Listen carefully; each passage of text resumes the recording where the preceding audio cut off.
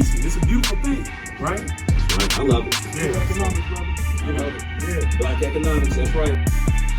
Hello, ladies and gentlemen. This is Word with Ty Brownlow, and one and only your host, Ty Brownlow, where no one is worthless, no story is worthless. Today, ladies and gentlemen, you already know what it is. We repping Juneteenth in the house. Yes, yes, yes. And this is the mashup collab with Side A and the Negrow League. As you can see, we're rocking these like nice wares today. And my first guest I have coming up, one and only legendary journalist here, Chi-Town's own, Mr. Scoop Jackson is in the house. Yeah. How are you, brother? I'm good, brother. I'm good. Happy Juneteenth. Happy Free-ish Day. Man, happy Free-ish Day to you. I am so happy to have you here, man. Look. Y'all know it's an honor to be here, man. It's the way we're supposed to start things off. That's right. That's right. All day, every day. Look here, man. Let's just get right into it, man, because... Can we talk about Dante on the grill first? No. Okay, well, you know what? First and foremost, for those tuning in, you know, you're listening to the musical stylings of the Fifth Element, Side A. There you go. And you can't see, but man, if you were here, you would smell the delectable delights that are being grilled by the Negro League's one and only CEO, Mr. Dante Harmon.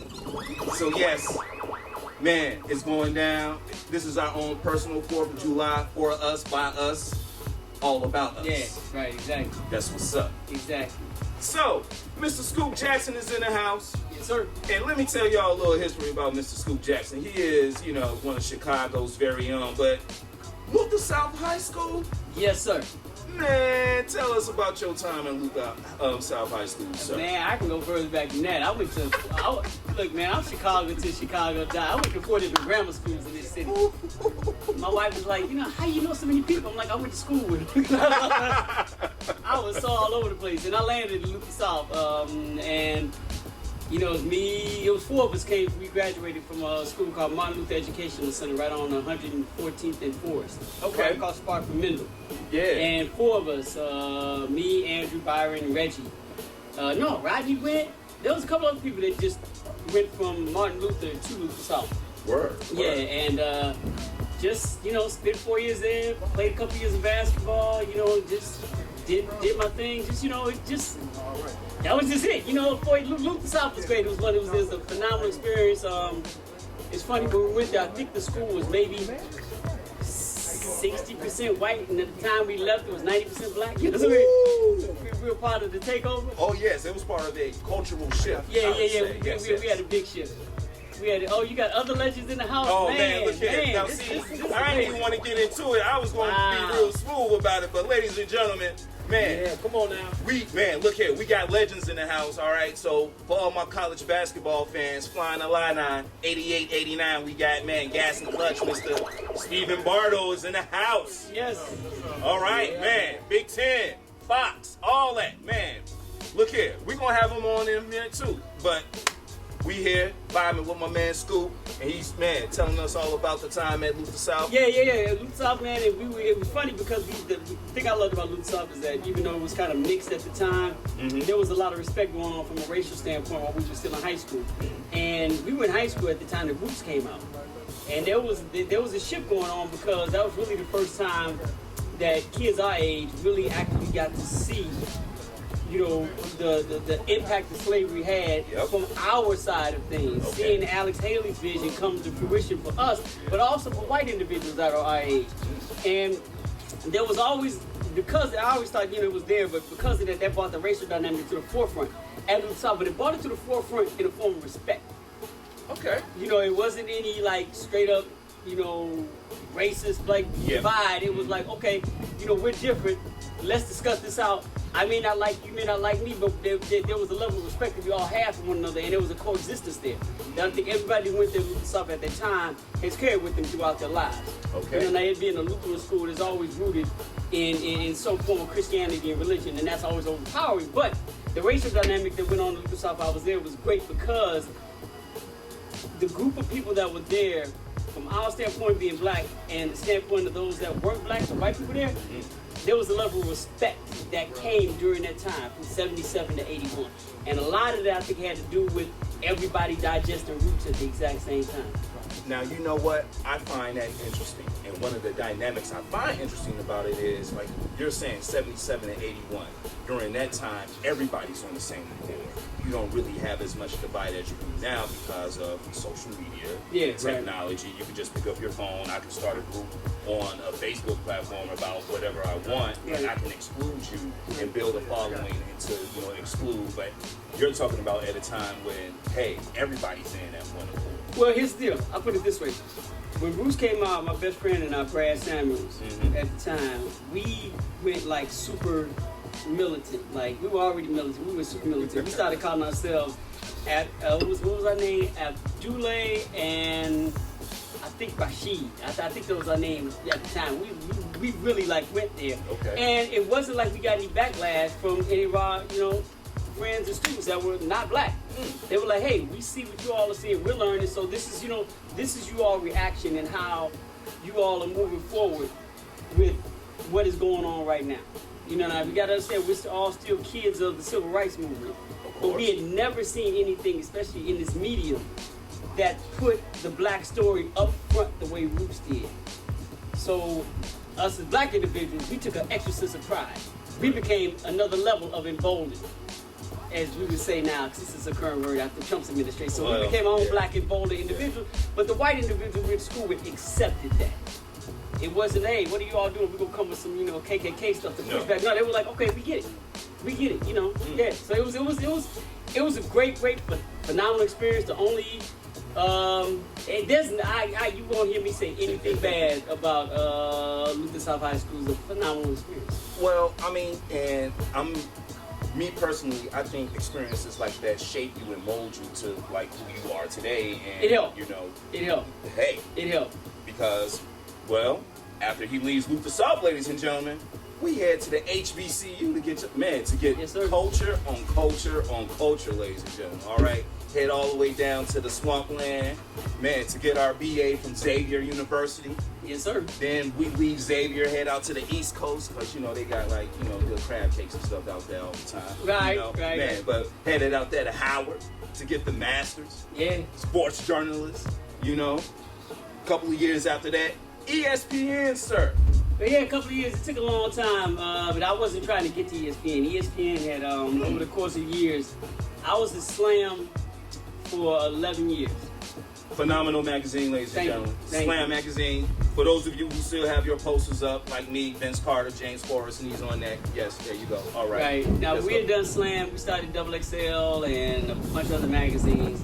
And I've been there 11 years. And ESPN, over the course of the back end of those years, they kept coming at me with propositions and opportunities. And I had a lot of stuff going on at the time. I was not only one of the editors, and you know, for Slam, I was also one of the editors for 2 of the NBA magazines at the time, Inside Stuff and Hoop, and I was also the chief content writer of basketball for Nike at the time. So I had 4 different contracts going on at the same time, and ESPN kept stepping to me about, hey, we want you to come over here, we want you to come over here, and everything they were putting on the table was like not worth me giving up everything I had. Wow. And finally, I think they understood that what I had established was worthy. It was going to take a lot for them to pull me away from that, because it wasn't about the money. It was about, especially on this day, it was about the freedom for me to function from a creative standpoint that I wasn't going to be able to have then. And finally, they put a proposal on the table that included different properties, and through conversation was going to give me the freedom to still, you know, work within their confines and be myself, and not lose who I had established myself to be as a journalist at the time. And also, my wife was like, all right, you know, don't be a fool. They're going to stop coming in. You can't keep saying no to these people. Right.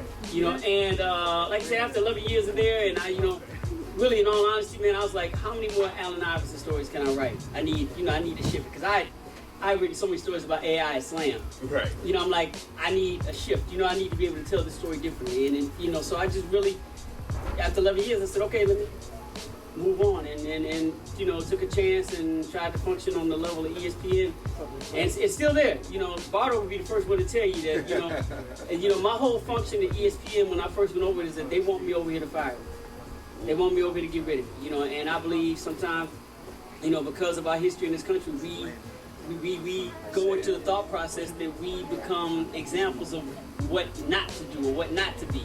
And we become examples of what they're not going to do anymore, or what they're not going to allow us to do anymore, or what they're going to make it hard for us to do anymore. So with me not having the quote-unquote newspaper pedigree that most of the people that come to ESPN or work for ESPN come with, I have, it's more like a playground playground basketball background coming to there.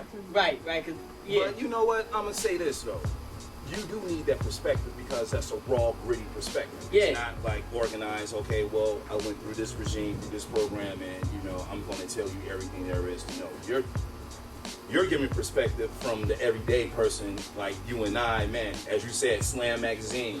I purchased plenty editions of Slam Magazine just to get perspective on a player. Right, but here's the deal. Slam Magazine is not respected as the Washington Post. Slam Magazine is not respected as the New York Times. Slam Magazine is not respected as Sports Illustrated. And I didn't go to a Northwestern, Medill School of Journalism. I didn't go to University of Missouri. I didn't go to Syracuse University and get these degrees. I got 2 degrees from the HBCUs. So you got to understand what I'm coming in there with, and the lack of respect for what I've been able to establish is not there. So I'm coming to you as the black person that understands that we got to stay 3 steps up or we're going to be pushed 2 back. And when ESPN came to me, that's always been my thought process, is that in this business, they are looked at as the top of the food chain. And very seldom do some of us who come with this type of background, who don't have that Yale, Harvard, coming from a big media corporation background, find space in here. And me not having that is like, okay, we're bringing him in just to say we gave him a chance. And let's watch him make mistakes and fuck up, and then we'll get rid of him.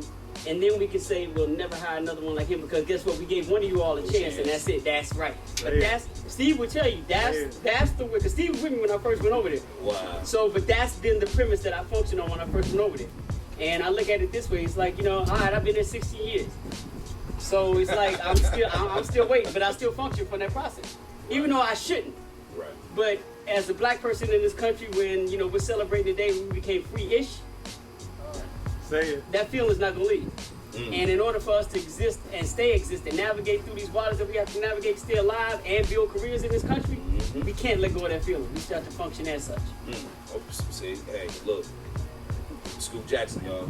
I can't say it. Scoop just told you. Man, that's just what it is. All right, look, everything you're saying is very profound. I mean, because it speaks to what's really going on, even as of today, even when not so much ESPN and the media, but like even in sports, where athletes are taking these stands for like social changes such as police brutality, mental health, things of that nature. Let's just talk a little bit. Like, I just want to stay on this just for a second. Like, in your opinion, how have you seen like the landscape change? Because as you said, you're coming in from like, none of these prestigious backgrounds, but hey, I'm in here, I have my own views, I have my own takes on things. So when like when you see like LeBron and Carmelo and Chris Paul and all these guys taking stands on like police brutality and changes, and you still see the pushback, and then to see some police brutality happen to like NBA players. I'm thinking about one guy up in Milwaukee. He now plays for Houston. I can't think of his name right now. Shannon Brown. There you go. So he was involved in a police, and just like the psychological effect of all that to like Russell Westbrook and Kyrie having things thrown at them, walking off the court. Like, how has that whole landscape changed? Well, the way I look at it is that it shifts with society, and if you look at the history of us as black people in this country, our existence in this country, there's always a point where we reach where we have to speak out. And sports is really no different. Sports has sometimes been a lot more subtle in doing it, where you don't see groups of individuals forming to make statements the way LeBron, Carmelo, Chris, and Dwayne Wade have, and then they use the platforms that you haven't seen a whole body of a league like the WNBA has taken stances the way they have publicly. You usually saw it more incrementally, but it's always existed, but it had to be a point where we as people were like, we're not going to take this anymore. And I've always thought with sports, it's been in line with how society functions. We tend to think that our history in this country as far as resistance is concerned is always immediate, but it's not. You know, we act like people forget how many years we were not able to ride in the front of a bus before Rosa Parks got tired of doing it. You know what I'm saying? So it's like years and years of doing it. How many years we had to deal with, you know, being treated and legally being 3/5 of human beings in the Constitution before we decided to march against that. So these are things that happen in society, and along those lines are the same things that happen along the lines of sports. How many years was the Negro League in existence before Branch Rickey reached out to Jackie Robinson to make that change? Things don't happen immediately. So the way I look at sports is, okay, things have been going on for a long time, even outside of sports, but we understand the history of sports and the role it plays for our emancipation in this country as black individuals. When you look at the Jack Johnsons, when you look at the Jackie Robinsons, when you look at the Jesse Owenses, when you look at the Althea Gibsons, you know, when you look at the role that athletes have played in this country and us being looked at as human beings, full human beings, we went through a gap where there wasn't any pushback. But like I said before, things have to build up in order for it to reach a point. At a certain point, that wall got hit, and collectively, there was the LeBron, there was the WNBA, there were the Steph Currys, there were the Chris Pauls. Yep. They have reached a point like, you know what, we're tired of being quiet. And we are in a place right now where the Magic Johnsons and the Michael Jordans and the Julius Irvings and Dave Bings have afforded us this luxury, and we're not going to lose anything. Like, the ones who felt the way that we feel didn't really do anything because there was so much for them to lose. But now there's a security that they afforded us that they can't take from us what we've already earned. And our platform is much stronger. So now we don't have anything to lose as a collective, as a collective unit, as individuals, to go out there and say what publicly needs to be said that hasn't been said in a long time. And I don't know specifically when that point was, because we could look at like the George Floyd and Breonna Taylor situation, but athletes were speaking out long before that. Way before that. Right. And we can look at a lot of times it started to get there was always a comfortability it seemed to me when Obama ran for president. Seriously, I started seeing more athletes like breaking that bond. When I say bond, breaking that bond of not being silent about what this is all about. I know we had a situation inside of ESPN and Disney where they said, and this has always been a policy inside of that we cannot publicly, endorse or lean towards. This is before Obama. They didn't put this in before that, but that's just the way the company's been. We can't do that. But there were so many of us at that time that were like, damn that. This is a unique, once-in-a-lifetime situation, and you're not going to stop me from giving money to this campaign, publicly endorsing this campaign. But once again, it's not like it was a policy set in place when Obama started running. This is already in place. Wow. But, once again, we're talking about a flashpoint of when things started to change, and when it started to change in athletes and sports. And I'm telling you, if you have to look back, it could be, when Obama ran. Not when he won, when he ran, when we understood the importance and the significance of that. And everybody in sports, be it athlete or media or, ownership or production, whatever it is, we looked at that moment like, all right, now this is something we have to rally behind. We haven't seen this opportunity before in our lifetimes, and we listen to our people and the ancestors behind us. They've never had this opportunity. So, damn, if I put my job at this place in jeopardy of doing that, fine.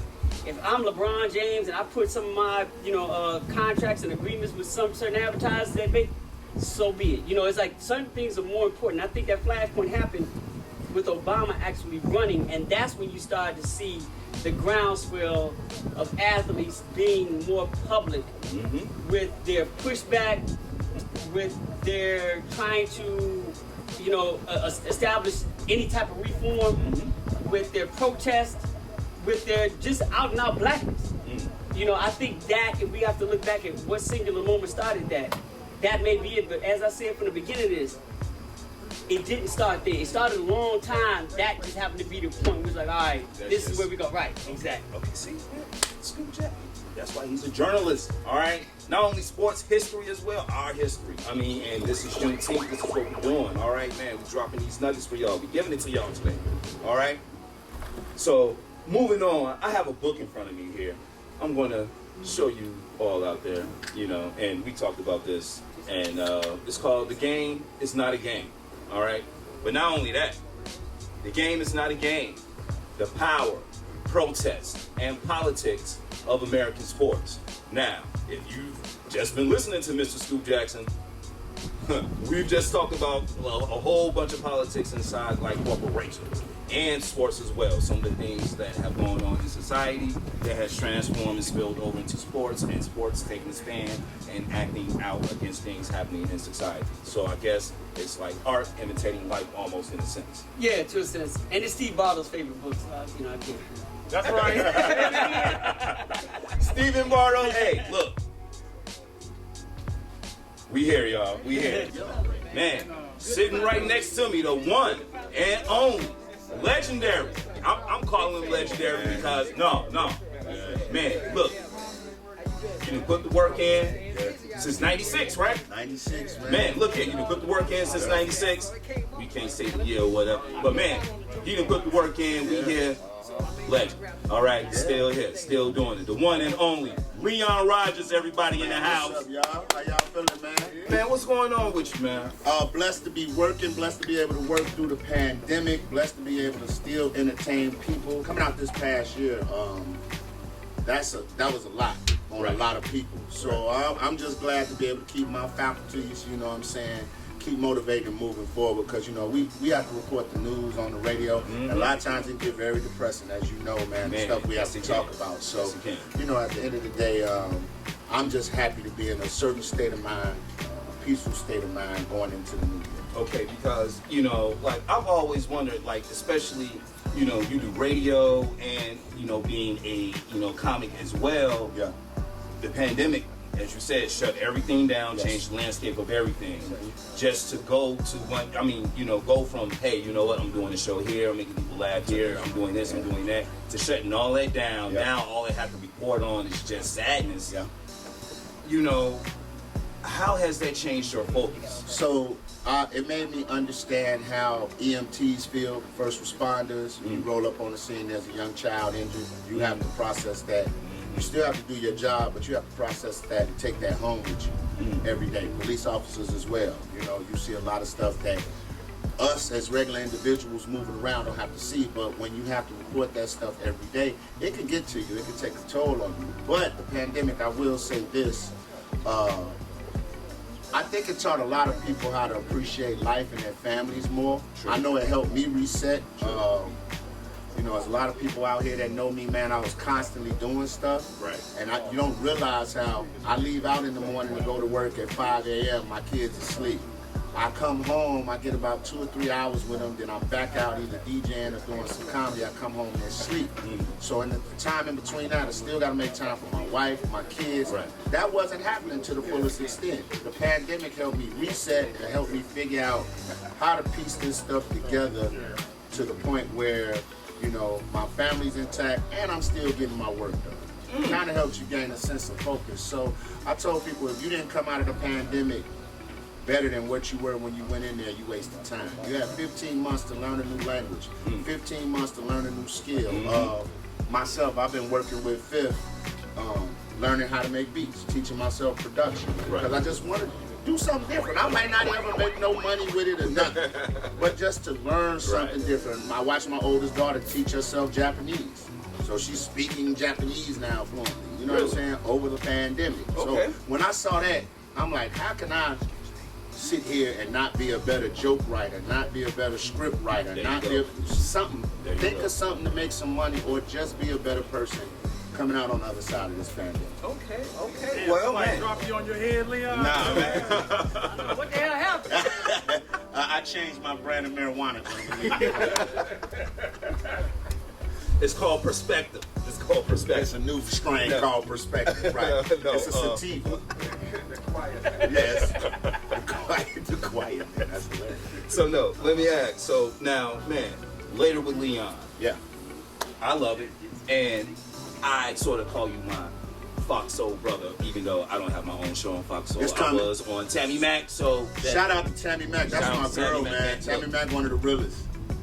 it was an experience. I Yeah. can tell you that. But you're going to be there. You're going to be on Fox Soul. Keep yes, putting it yes, in the yes. air, brother. It's a growing network. It's a beautiful network. I'm glad that they took the time to rock with me. My man, Mr. Dubose, Mr. James Dubose over there, Steven over at Fox.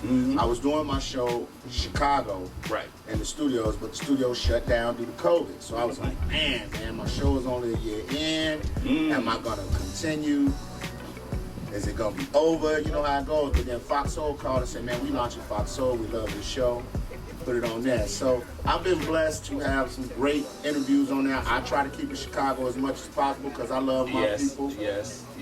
I've had everybody from D. Ray Davis on there, my man Dion Cole, Anthony Anderson. My last show I just had George Wallace, Gina Yasha Reyes, with Wayne Brady. and my man Wayne Brady. So Can I just say it was hilarious with George Wallace and the technical issues? Yeah, Because George, every old time man. he kept asking, yes, George, are you there? And he would talk, but nothing would come out. And I just, that just shows you, man, technology and old people still don't mix. He had to have somebody come in.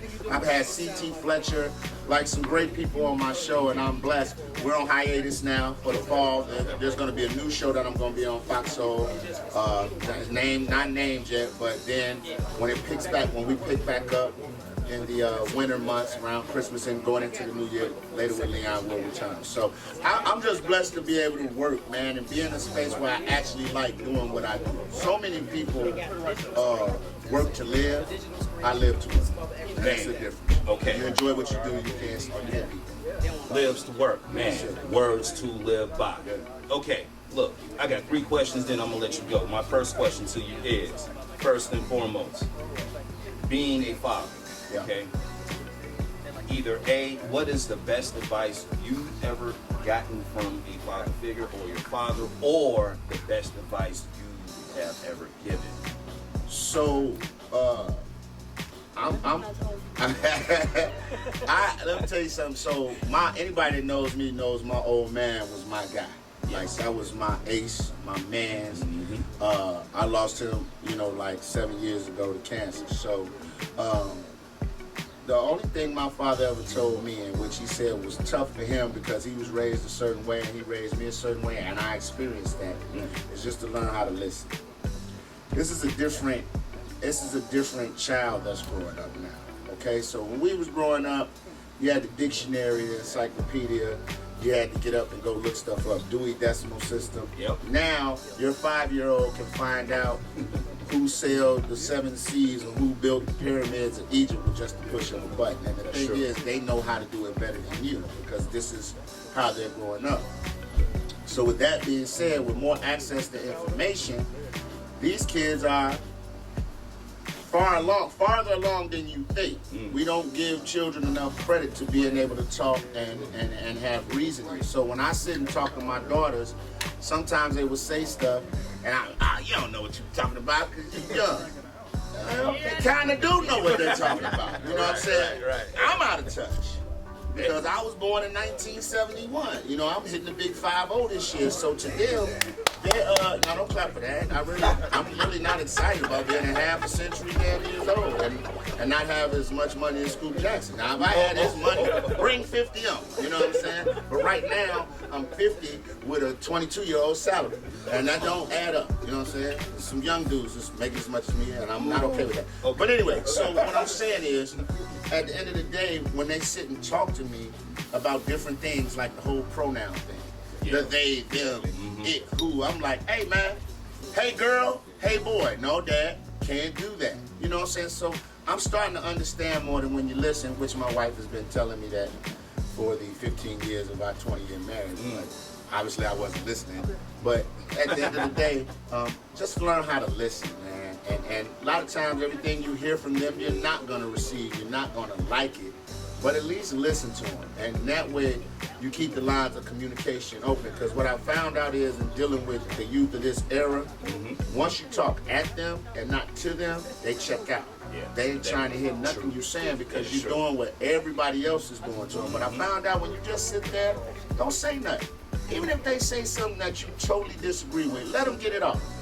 You know what I'm saying? Then after a while, I say, well, hey, look at it this way. Instead of saying, no, that ain't right. Let me tell you this. Hey, check this out. Look at it this way. And you'll be surprised. They'll literally sit back and be like, man, I never looked at it like that, OG. And that's all you want, to put the seed there. Don't try to grow the field in one day. Put the seed there so now that they know that anything you do in life, you have options. It's not just one answer. So if you live in the projects or you live in the ghetto or you come from the hood, it's not that you're going to fail. You can look at that. You can look at that as your one answer. Or you can look at guys like myself, guys like Scoop, guys like Phil, Dante, guys like Stephen Bardo who come from areas that might not be desirable, but look what they're doing with themselves. Guys like Bobby Simmons, guys like Derrick Rose, guys like Marcus White. And I can keep naming people that come from the South Side, come from blocks where you think they wouldn't make it. A Corey Holcomb from Robert Taylor Homes, D. Ray Davis who's from Robbins. They're all stars now. They're making money and doing things. A lot of them don't have college, some of them do. I didn't go to college. But you gotta have I live my life by the 5 P's. You gotta have a passion, you gotta have pride in that passion, you gotta have perseverance because you're gonna hear no many more times before you hear yes, but be ready. And then after that, you get the profit. You make the money after you go through those first 3. And the last one, philanthropy. You gotta come and give back, whether it be with time, you know what I'm saying, or your money, but time is the most valuable thing. And I think at the end of the day, you have to let young people know that you have an option. It's just not one way. Nothing is one way. And when you start thinking like that, boom, you got options. You always got an option. You even when you're going out here, you know what I'm about to do is bogus. But you got an option not to do that. What I do when I do this bogus stuff, 2 things gonna happen. I'm gonna pull it off and be a hood legend, or I'm going to jail. Options. Only 2, but you got them. And some of you might have more. But usually it's stuff like that, you got 2. All right, man, there it is. Man, look, so you sort of answered one of my other questions, so I'm going to bypass that. So my last question to you, Mr. Leon Rogers, man, this is a question that my show is known for, so I'm going to ask it to you. What is the one word that best describes you and why? Sheesh.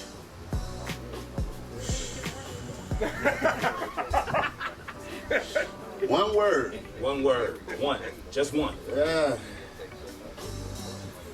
Now, you know, it can't be a count, man. Now, okay, you know listen, I gotta do 2. I gotta do 2 words. I can't do one. Okay. I gotta do 2 words, and I said this was out when I do my comedy special again. I'm bringing it back out. Calculated ignorance. True.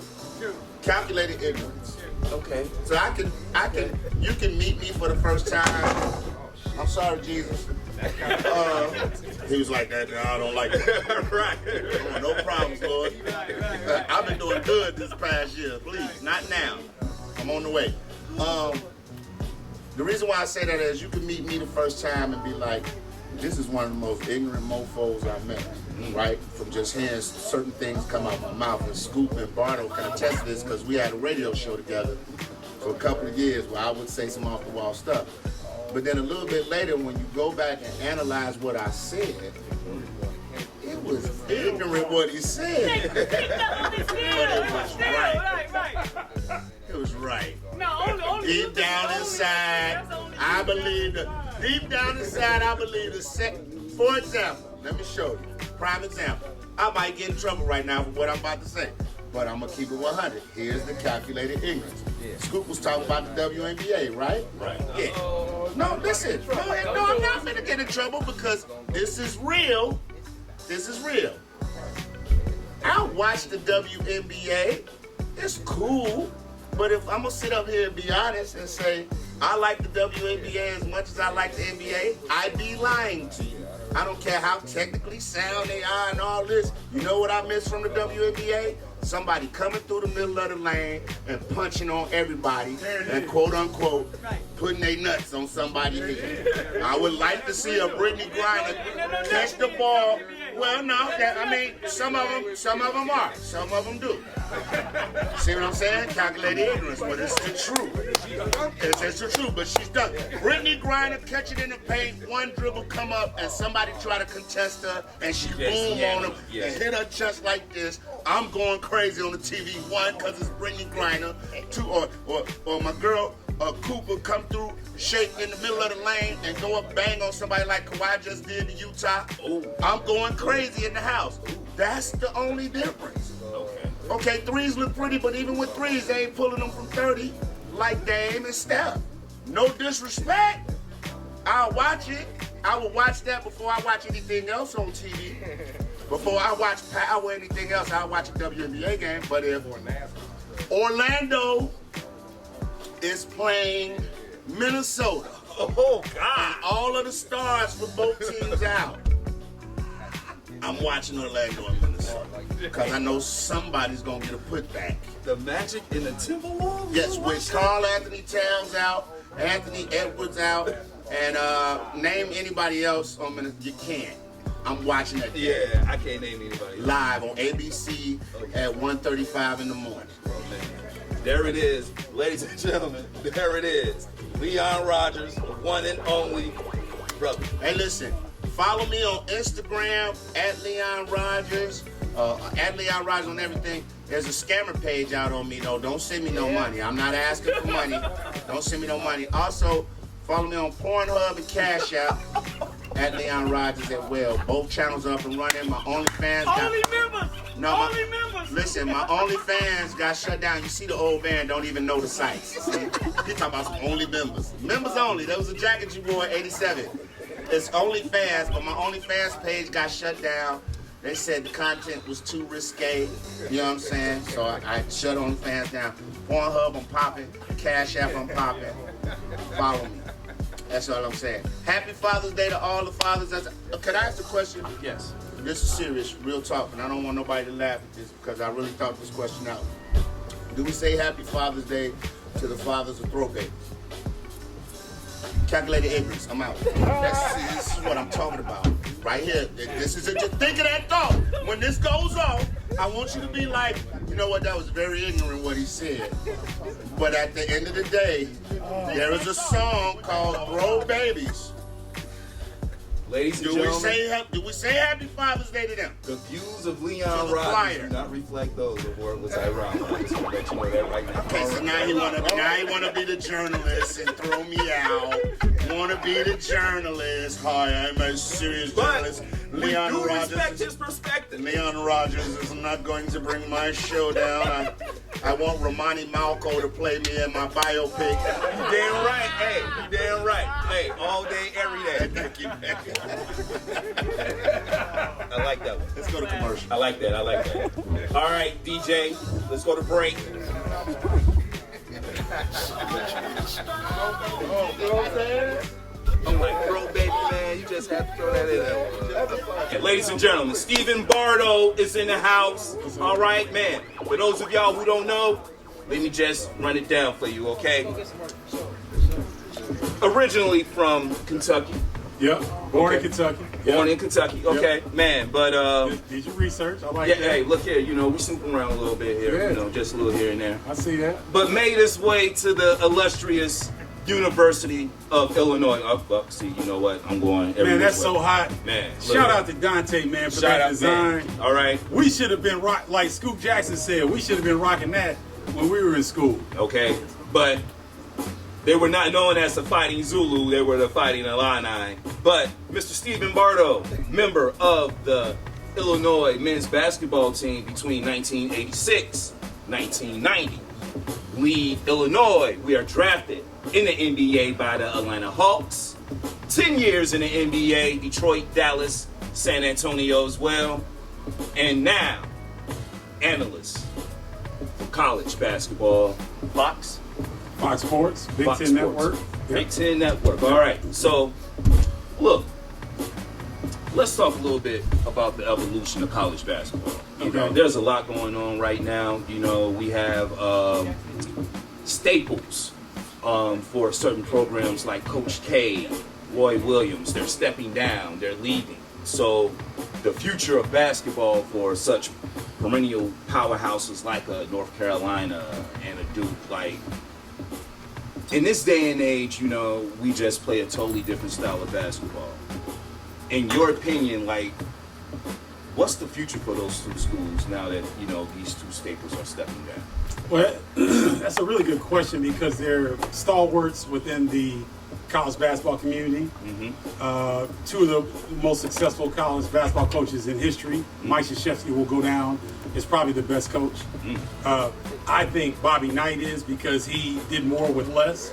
But I think Mike Krzyzewski will go down as a winningest coach. So this name, image, and likeness situation that's coming through right now, where players will be able to make money off their name, image, and likeness, and they have not been able to do that previously. That's a seismic shift in the NCAA's approach, and so you're seeing a lot of different things coming into play. That player movement, players can transfer now. The transfer portal. The transfer portal is huge and it's popping, and there's going to be some kids lost inside of that portal.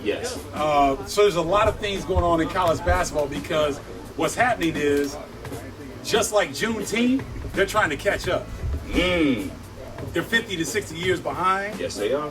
On player advocacy, and so they're trying to play catch up, and so now it's a mess because the power structure that is you know, they were greedy and they didn't want to share in the profits, but now it's a day and age where they have to share in the profits. Well, also, you know, you also have to take into account they're being squeezed by the G League from the NBA. You know, they're taking players younger now, and there's one player, I want to say his name's Jalen Green. Yes. Very talented. I've seen him play. Several times. Very talented. And you know, he's just moving at a speed I feel is only going to make the case for more players going to the G League instead of college, and it's putting the squeeze on college because if you're getting like the top elite, man, top of the class, the cream of the crop coming out of high school, going right into these junior, you know, NBA leagues or what have you, preparing them to go into the league, then why stay? You know, why go to college, you know, or what have you. But I always say sometimes you still get the more technical and the more fundamentals, you know, in college than you would, you know, jumping ship to the G League as well. So it's a slippery slope, I personally say. But now let me just ask about this, you know, as far as college. Now, when you were playing, when you were coming in, you know, you pretty much spoke on it just a few minutes before, you know, players getting paid for their likeness and things of that nature. I want to say Ed O'Bannon from UCLA, he's the one who started that. Yeah, he started the lawsuit that got the kind of the juices flowing in favor of the players. Okay, so now just talk about how monumental that can really be for players coming in and for those star players that are already in college basketball. Well, let me give you an example. There was a study done by a sports professor, Richard Chaplin. His name escapes me. Okay. He's a renowned researcher in the sports business industry. And so what he did in 2017, when the University of Illinois wasn't anything, not like the flying a line when I was there. That's right. But they did a survey. They took the top 15 most profitable college basketball programs in the country. So Louisville is number one. So each one of their 13 scholarship players would get $1.5 million. If the NCAA had a similar structure as the NBA in player revenue sharing. So if you take the same percentage that the NBA uses and you apply it to college basketball, and the players would get 47% of the gross revenues, each player at Louisville would have made $1.5 million, all 13. Wow. Now, the University of Illinois is a top 15 generating program. Right. Money generating program, okay? In that year, each player at the University of Illinois, and they were terrible, they didn't make the tournament. Right. They would have made $470,000 that year. So if you're in school for 4 years like I was, I didn't start the 10th game. The 11th game of my college career as a freshman, I started and didn't relinquish that spot until I graduated. That's right. That's $2 million. 1.6. So you're walking 1.75. out. Yeah. Right? And I'm more valuable in college than I am as a pro player because I'm a reserve. You get it? Wow. So some players are more valuable in college where they are. They can monetize their value a lot easier than they can if they go somewhere professionally. Okay. I was in that mode. So it's very critical that the NCAA and college basketball kind of come and adjust to the norm of what's going on, or they're going to become obsolete. Well, you know, it's just like, you know, real, as I said before, it's a slippery slope because, you know, you're talking about like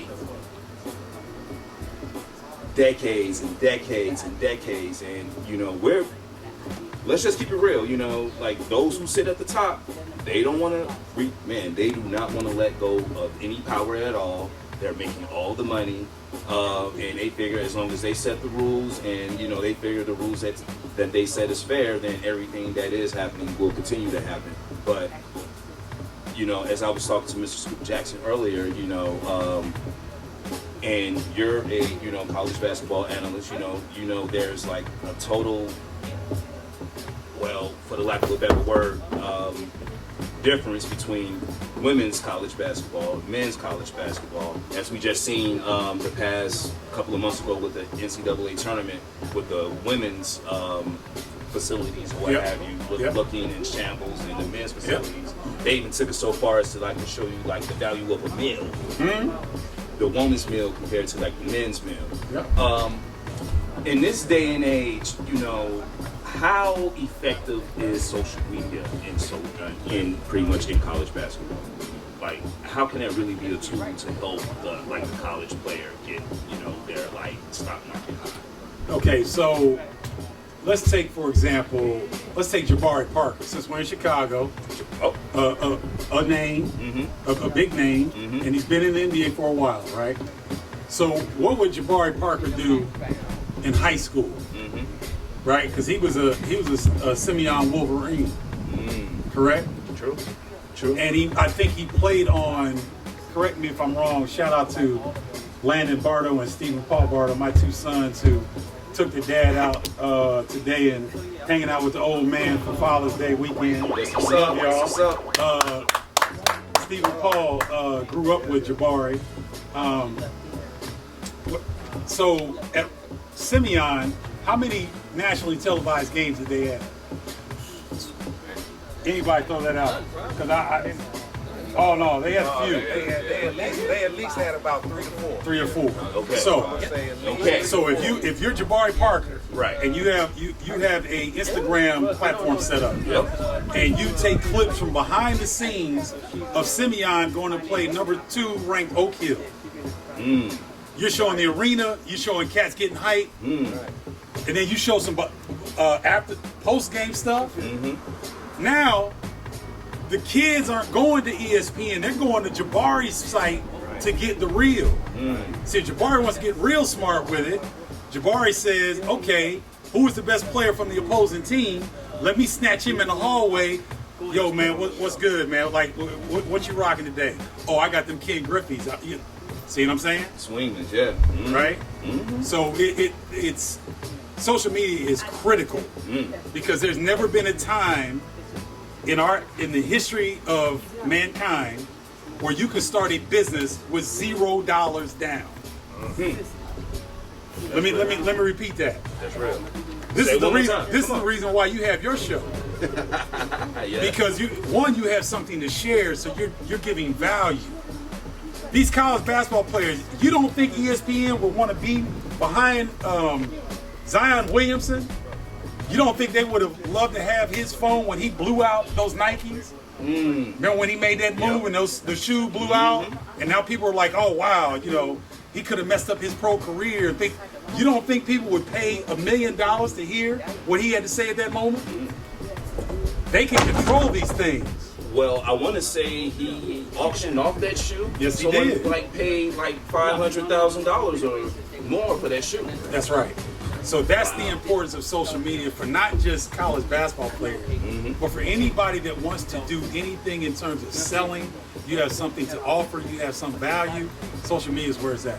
Wow. Okay. Hey, you know what? Now you just opened my eyes to something new. Like I never really thought about it on that level, because you just hear about a lot of times student athletes. I'm thinking about this point guard played for the University of Connecticut, Shabazz. No, Khalid El-Amin. No, but Shabazz Napier. Yeah. And I want to say like he just won a national championship, but couldn't afford a meal plan. Like that's real. Like, how do you go and you're on national television 2 or 3 times, during this week, and they're showing your coach, they're showing you, hey, you know what, he's going to be like in the NBA, he's going to be in the NBA, he's going to be in the NBA, but he can't eat after the game? Well, let me say something. This is going to be very controversial, and I don't care because that's who I am. I would hope that Shabazz Napier did not get paid under the table. Because if you say something like that, and you got money under the table, I understand the intent, but that's not the way to do it. Shabazz Napier was one of the top players in the country. Right. And generally, guys in his position that go in college basketball, they are offered money. Now, whether they take it or not, it's a different story. I don't know. Right? But what I'm saying is, him saying that, I get what he's saying, but it's hard for me. It was always hard for me to really be like, you know what, bro? Really? Like, Connecticut? I'm just saying, Connecticut's got 3 national championships within the last 30 years. Anytime you see that outside of Indiana, folks, suitcases are moving. I'm just kicking it real. Oh, no. He may not be getting one of those suitcases, but suitcases are moving. No. You think Shabazz Napier what? No, I'm just joking. Okay. I'm pretty sure. Right. Look here. Okay. They won a national championship. They Yeah. might have gotten 3 cases. I'm just saying, man. I'm just saying. I'm just kicking it real, man. And the thing of it is, if we would ever get to a point where the white power structure could understand, like, look, we're not asking to take y'all out of the equation. Right. We're asking for equity. We're not trying to take over the system. Right. Because we're not developed enough to build systems yet. We're not there yet. We're getting there, but we're not there yet. But in college sports, I get animated about this because there's a dilemma.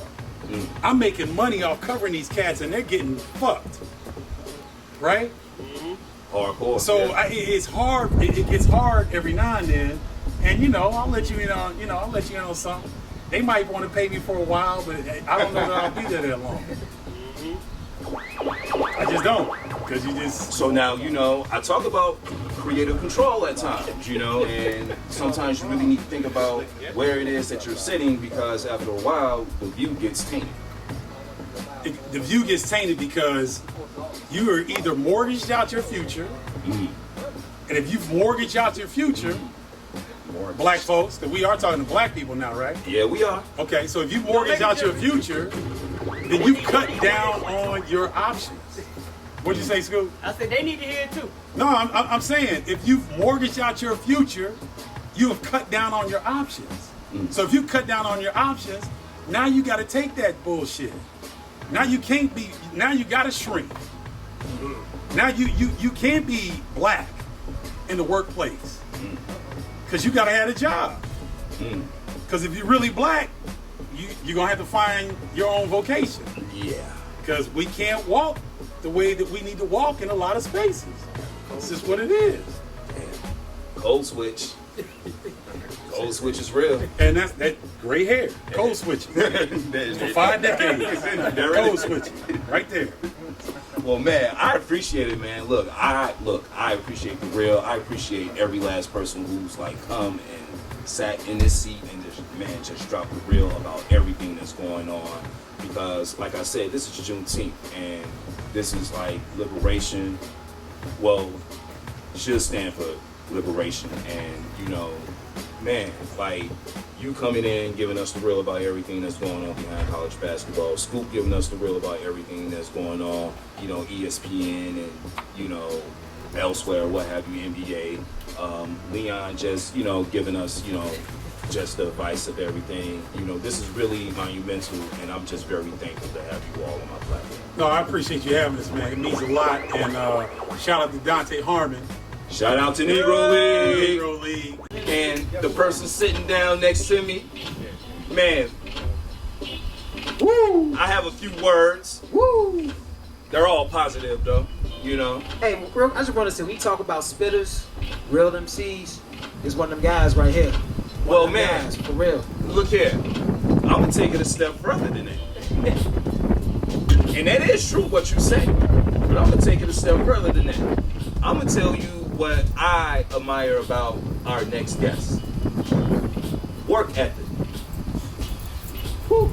And, Amazing catalog. but wait a minute. See, you say catalog, Yeah, which is true. yeah. Does have a very amazing catalog. Yeah. Thank you there, DJ. Yeah. See, man, you know, DJ trying to take over the show, bro. Come on, man. All right. But no, I'm talking about work ethic, like as far as networking. Yeah. Man, I'm gonna keep it real. I've snooped. I've checked the Instagram. I've checked the Twitter. I see what you be on. You know what I'm saying? Some of the people you rolling with. You know, I mean, man, you're networking. You know what I'm saying? You're like getting yourself in circles. Yeah. But first and foremost, like we just talking, like man, I ain't even introduced you. Ladies and gentlemen, man, like we just sitting up here talking like he ain't even here. Man, ladies and gentlemen, the one and only Big Spencer. Give it up. Give it up. And also, man, I don't know if people know this stat. This is a real stat. The only rapper from Chicago to be featured on the Sean Price record. Come on, man. Damn, Bill, I was gonna talk about that in a couple of questions. I just wanted to put that out there, man. Yo, you special if you on a Sean Price record. Like, That's it's only fact. spitters on his record. Hey, He's man, the only look rapper here. from Chicago on the Sean Price Look, record. That's a fact. and I those are said facts. So, man, well, but that. Thank you for taking my like third question.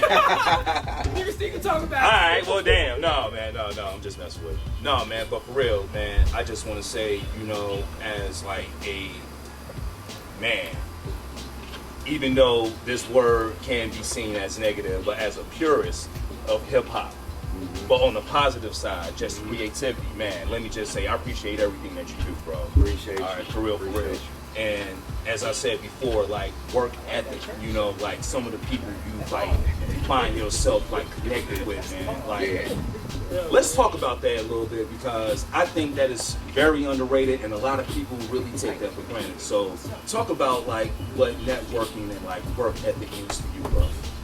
I feel like if I got a gift, why not have those different landmines in all these arenas, all these different arenas, all these different rap groups? You know what I'm saying? So I feel like if I can implement, that's what we wanted our legends to do. You know what I'm saying? We wanted our legends to reach back to us. You know what I'm saying? So I remember it wasn't no social media for guys that I was an idol for. You know what I'm saying? Who I idolized. You know what I'm saying? Now it's hard to reach them, or they not as interested. But now it's young people, and now I play that position. I've been rapping for a long time. I play that position. So I just don't want to be treated how I was treated. So.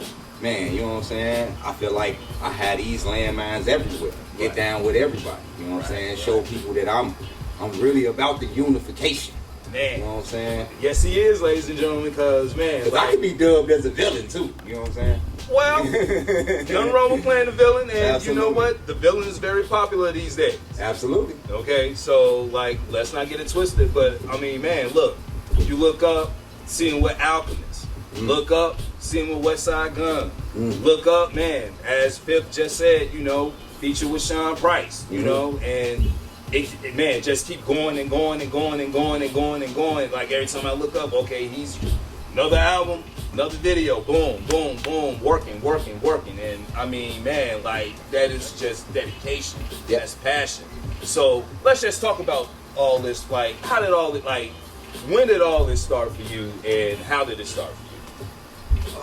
When I just defined what DIY meant for me, you know what I'm saying, as a as an older artist. I'll be 40 this year. You know what I'm saying? Word. So yeah, you know what I'm saying. So I be trying to capitalize off how can I stay youthful already with the good energy. How can I bring it back to the culture? How can I do my part?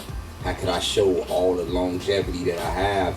And how can I give it back? So I always keep that mentality as a shorty, like even then, like wanting to be able to have a will to win, just want to do it. You know what I'm saying? Just want to be like put my joints on the table. You know what I'm saying? It's a lot of joints on the table, but big expensive joint somewhere right here. You know what I'm saying? Be an option.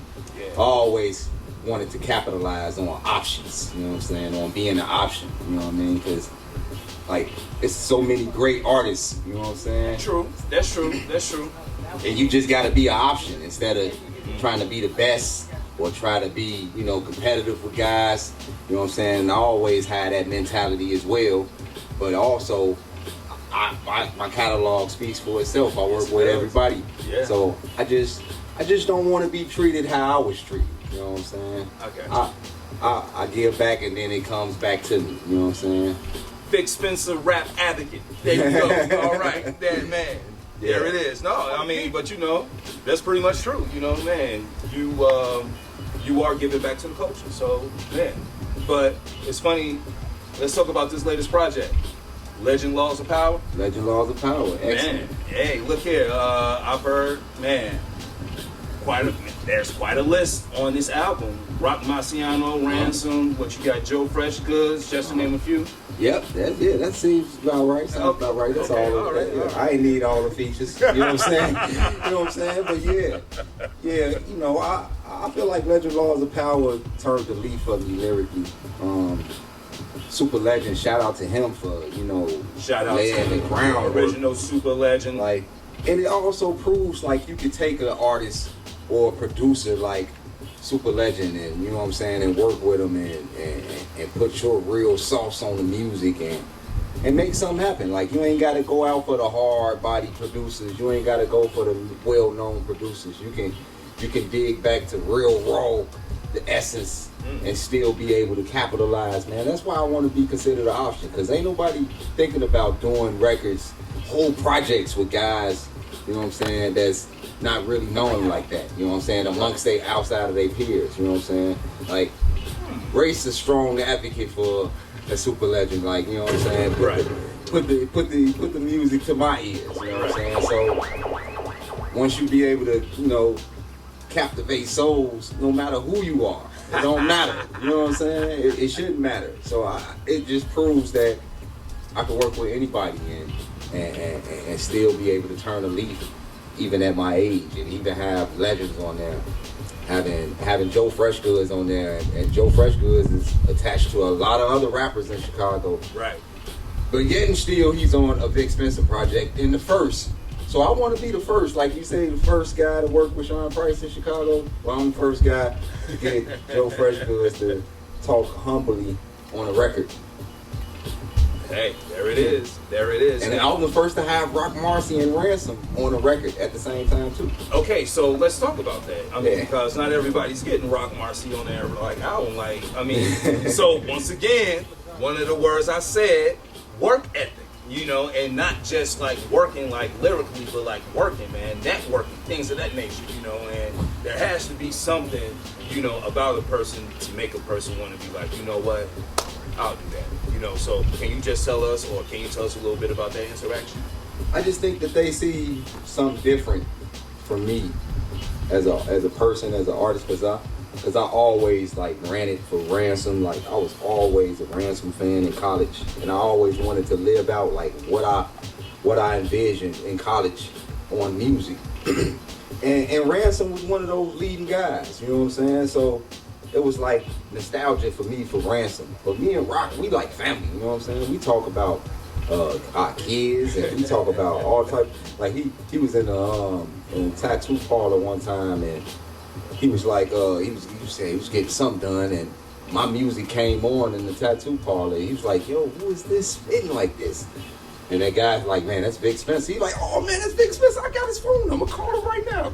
And you know what I'm saying? That's the type of relationship we got. When Rock come to the city, he hit me up like, man, I'm in the city. I just touched down. What you want? Wow. And that's And that's bigger than rap. That's deeper than rap. You know what I'm saying? So when you see me with collabs like that, you know, you just thinking about the Barcelona.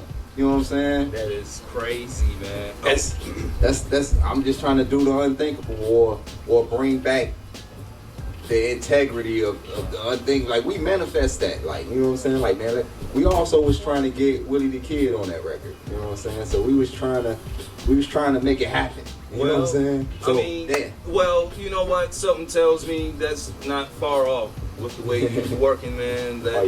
That's pretty much in the near future. So we just gonna put like we got the new single out. You know what I'm saying? I got a new joint. Yeah, with Willie. With Willie the Kid. Oh well, see, there it is. All right, hey, you know what? You talk about it, man. There it is, bam. Yeah, you got a new joint called Situation OG, lead single off my next album. With this producer named Neil Beats from. Wait a minute.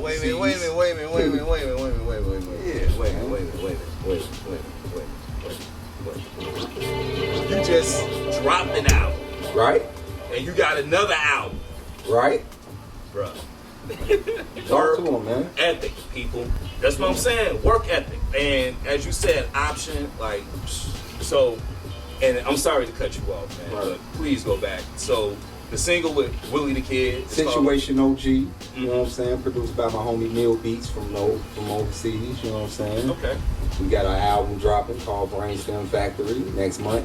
And, you know, drop the hit, you know what I'm saying? Willie the Kid on it, you know what I'm saying? Actually, Willie the Kid is the only feature on the entire album, so, you know what I'm saying? That's it. All Big Spencer. I want to say one thing. A lot of people or critics, they'll say that, you know, Big Spencer music does not have like structure, or it's like it ain't got no hooks. It's just all bars. Well, this album is totally what they're asking for: hooks, third verses. We taking it back to the essence. You know what I'm saying? Skits, interludes. You know what I'm saying? And it's and that's how I'm coming with this album. So when you talk about landmines, I do what I do. I create my own rules, and then I go do what the standard wants. You know what I'm saying? And still be able to execute and still maintain. Well, you know what? Well, first of all, that's dope, because still at the end of the day, you're doing you, and you're doing you on your own time. So, like, if that's what you want, I'll get it, but in my way, on my own time. There you go. Big Spencer. All right. Okay, I see you. Well, man, I don't have to ask what's next, because you just told us what's next. But, man, like, on social media or what have you, man, how can people get in contact with you? Everything Big Spencer, yeah. You know what I'm saying? Okay, all right. Big Spencer. Twitter. Big Spencer. Instagram. Big Spencer. Facebook. Big Spencer. YouTube. Big Spencer Visuals. Yeah. There you go. All right, everybody. Man, who just told you what it was? Bandcamp, Big Spencer. I do got a question though. Go ahead, What's up with the record you and Villa, man? Oh man, that's a good question. Yeah, you know, we trying to push for the fourth quarter with that. You know what I'm saying? I feel like, when we talk about landmines, that's another landmine that, you know, that has not been super revealed yet. You know what I'm saying? And I'm happy and excited about that project specifically, because it really shows my growth. It really shows where I'm at lyrically, and how I used to listen to music in the 90s and enjoyed it, and now I can sit with these same guys and make incredible music. So it's a tip off to my career. It's one of the greatest things Vic Spencer ever accomplished in life. You know what I'm saying? Outside of having kids and the wife, shout out to them. There you go. But, you know what I'm saying? But the A Villa joint is kind of like one of those, you know, yeah, Vic, man, you one of them guys now. You know what I'm saying? Although all the guys, all my peers believe in that, and I do too.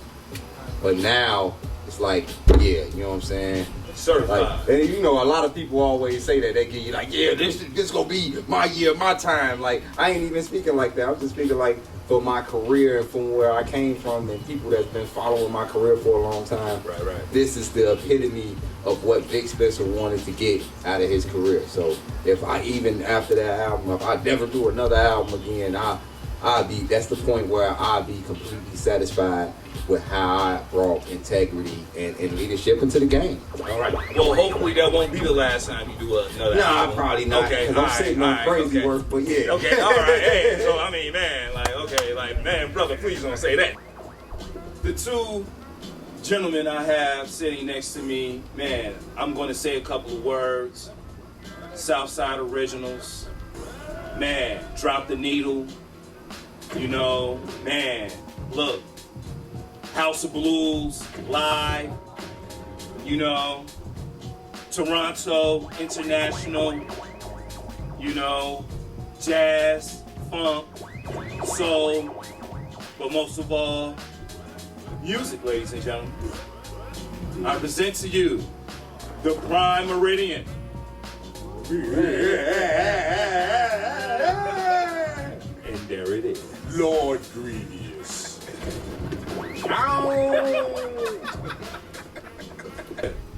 Let's talk about, man, Prime Diesel. Shout out to that brother Rashid Hadi. Let's just talk about the album. Like, how many tracks on the album? It's I want to say it's 12. It is 12 with the 12. bonus. Yep. Okay, right.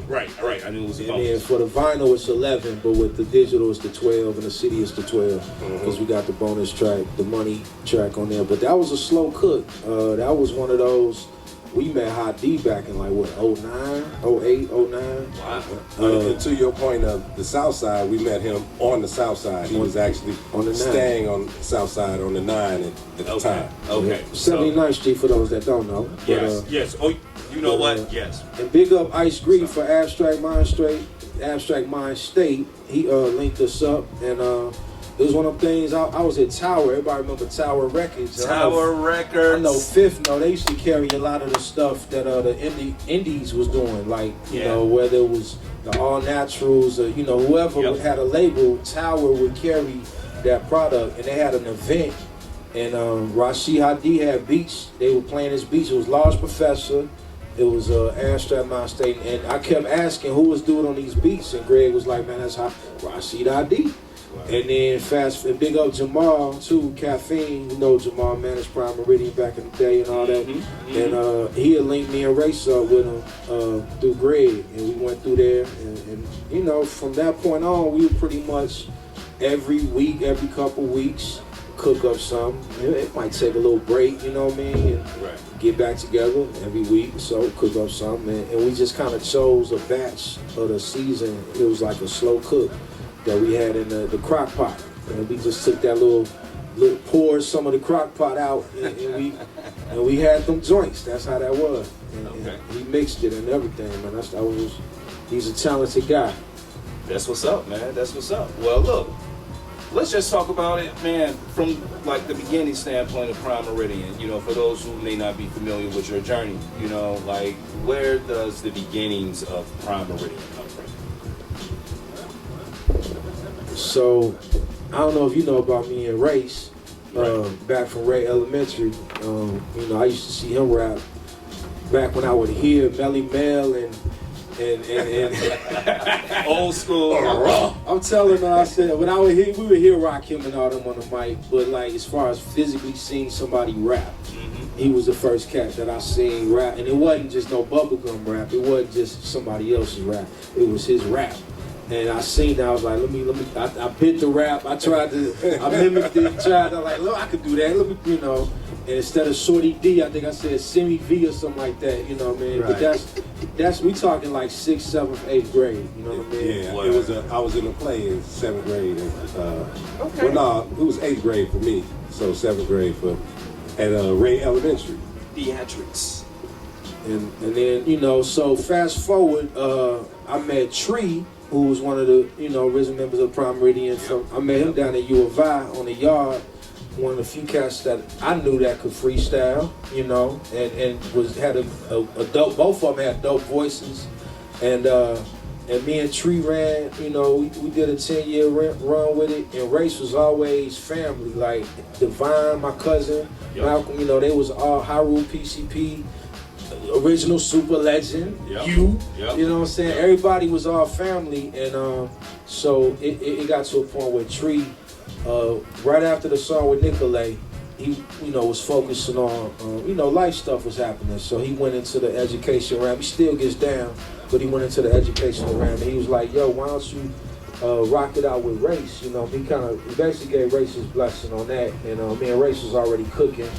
And To that point, if you there's an article in the Illinois alumni from Illini. They just wrote an article on Tree, and it talks about him transitioning from music into the world of education. They just recently, like within this last couple of weeks, just put that up. I saw him share it online.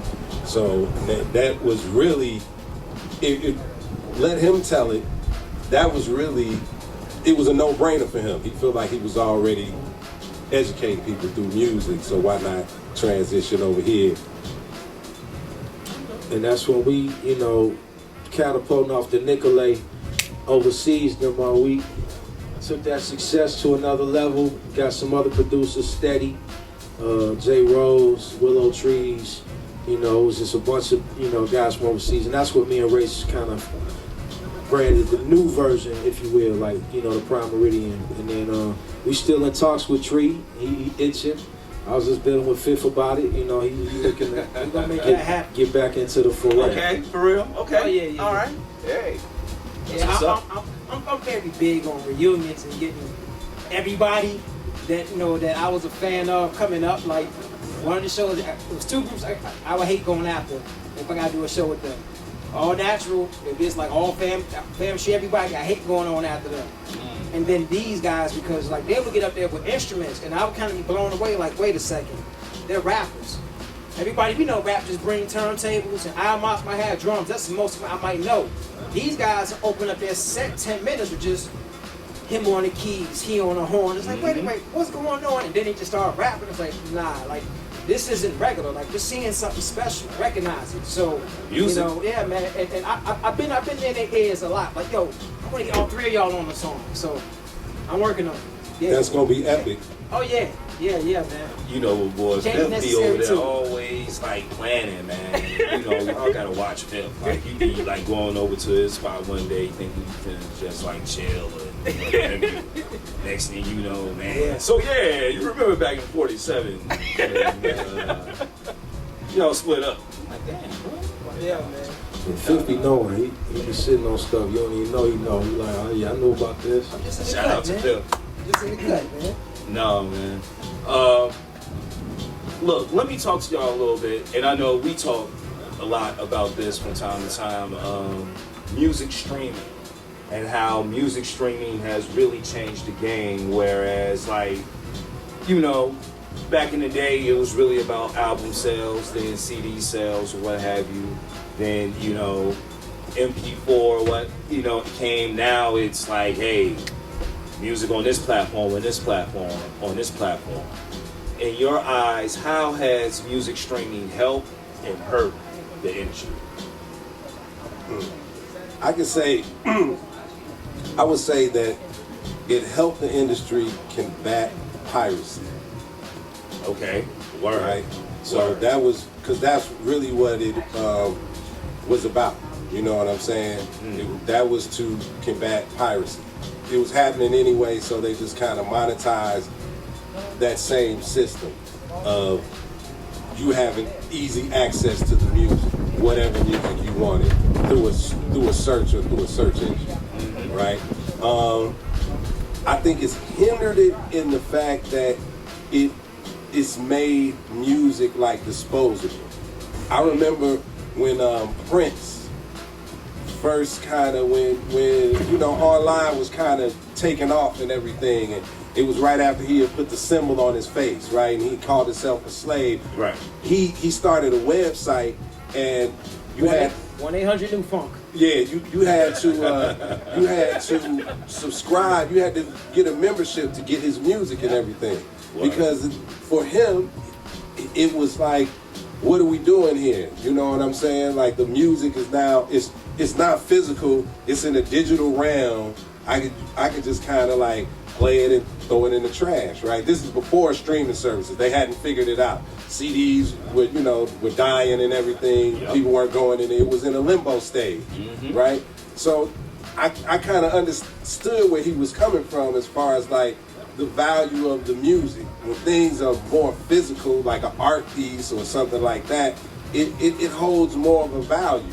You know, they trying to work on it now in the digital realm. You got like NFTs and things like that, right? Which kind of have value and people are putting value to. Because anything that we collectively give things value, right? Like if we say this track shirt is only 20 of them, you know what I'm saying? Now it has a level of value because there's only 20 made and everybody, wants one. But in the digital realm, it's kind of just like, you have access to it whenever you want to. You can pick it up, throw it down, put it under the bed, it'll still be back there. You don't really it has no sentimental value whatsoever. You know what I'm saying? Gotcha. One thing I was gonna say too is the access. It's really helpful as far as access is concerned. So as a digger and a beat maker, I mean, to be able to number one, I mean, I know DJs, you don't have to carry the crates, you got the Serato platform, but Shazam and then YouTube, the MP3, I mean, I love digging in the crates. I mean, I love feeling the vinyl, touching the opening, looking through liner notes, all that, but if I'm in a mode and I'm right then and there trying to just get a beat idea out, the Shazam, YouTube, MP3, all of that stuff is just ready. The access is like nothing before. I don't have to go to this record store, that record store to find it. It's right there. And that's the gift and the curse, right? Because on the flip side, it's like when you're selling product, other people are doing that as well, and now you're not really receiving, But as Ray's mentioned, when it's physical, the physical art, I want to buy certain things that's, that's art worthy. You know what I mean? That has that time, that look, that vibe. I want to support that. So, that's when the cream rises, you know what I mean? What unfair criticisms do you all think these new artists get that they don't deserve? I think a lot of the younger guys and gals, they just, I kind of, personally, like when Young Chop came out, I knew that he was on something. I'm like, Shorty got a sound, he got his own lane, he about to it's about to go down. The thing about it is the stuff on top, right? It lowered the vibration, lyrically, which is unfortunate. But I mean, they were doing what they had to do. I can't knock it. But I guess my point is a lot of the youngsters, I feel like, are often confused. Because a lot of them, I bet you somebody like him, he probably know about Doom.